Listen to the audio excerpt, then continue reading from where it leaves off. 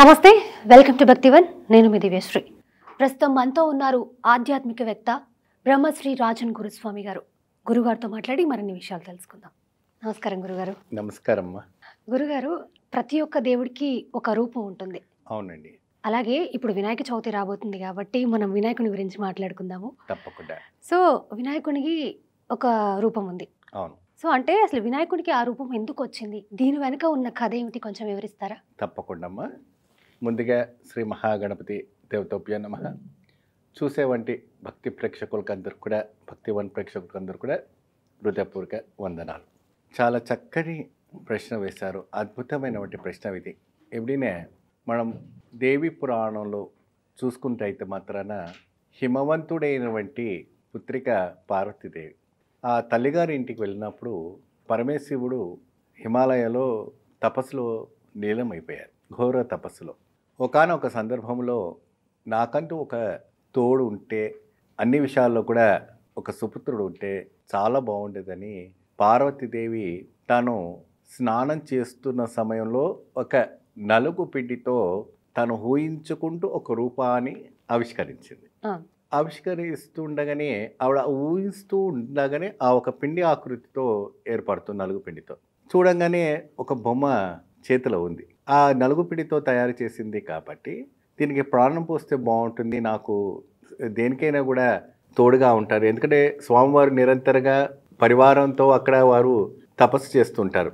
నంది కానీ, భృంగి కానీ, అనేక రకమైన శివగణాదులు అంతా కూడా ఆ కైలాస పర్వతంలో తపస్సులో లగ్నంగా ఉంటారు. అంటే లీలంలో తను ఐక్యమైపోతారు కాబట్టి ఎటువంటి కూడాను ఆయన పట్టించుకోవడం, అంటే ధ్యాస అనేది సంసారం పైన ఉండదు కాబట్టి తాను ఎప్పుడు కూడా లోక కళ్యాణార్థం కోసం ఆ పరమశివుడు నిరంతరంగా ఆ ధ్యానంలో ఉంటాడు. కాబట్టి పార్వతీదేవి ఒంటరితనాన్ని గుర్తించి తనకు తాను తోడుగా ఉండాలి அப்படின்னு తను స్నానం చేసినటువంటి ఒక పిండితో తయారు చేసిన చుండి పిండితో తయారు చేసినటువంటి ఒక బాలుడికి తను ప్రాణం పోస్తుంది. ప్రాణం పోస్తున్నప్పుడు అక్కడ ఉన్నవంటి తను ఆదిపరాశక్తి, అతీతమైన త్రిలోకానికి కూడా ఒక మహాశక్తి స్వరూపిణి కాబట్టి దేవతలందరూ కూడా ఆశీర్వదించి తనకు ఇచ్చేస్తారు. తను ఆ చుండి పిండిలోనే పసిబాలుడిగా ఉండి కొన్ని సంవత్సరాల పాటు కూడా తల్లి ఒడిలోనే పెరిగారు. అంతవరకు కూడా స్వామివారు తపస్సులోనే ఉండిపోయారు. ఒకానొక సందర్భంలో తాను ఒక తపస్సుని ముగించుకున్నటువంటి పరమశివుడు ఆ హిమవంతుడైనటువంటి ఒక పార్వతీదేవి గుహానికి, అంటే అక్కడ గుహాలు ఉంటాయి ఎక్కువ శాతం, మనలాగా ఇల్లులు కోటలు అలాంటివి ఉండవు. వాళ్ళంటే ఒక సొరంగంలోనే ఒక పెద్ద ఒక దీంట్లోని హిమాలయ పర్వతంలోనే జీవిస్తూ ఉంటారు దేవతలందరూ కూడా.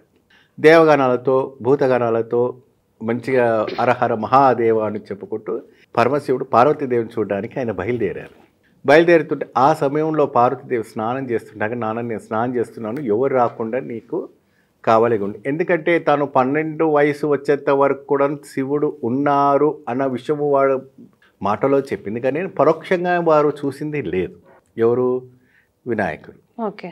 అప్పుడు తాను పార్వతీదేవిని చూసేటప్పుడు తాను వచ్చినవంటి ఆ ఒక గుహ దగ్గర అడ్డుపడుతున్నప్పుడు, ఇక్కడ అమ్మవారు స్నానం చేస్తున్నారు, ఎటువంటి వాళ్ళు కూడా ఇందులోకి ప్రవేశించడానికి అధికారం లేదు కాబట్టి తాను స్నానం చేసేదాకా మీరు వేచి ఉండాలి அப்படின்னு ఆ పసిబాలుడు పరమశివుడితో చెప్పటం అనేది జరుగుతుంది.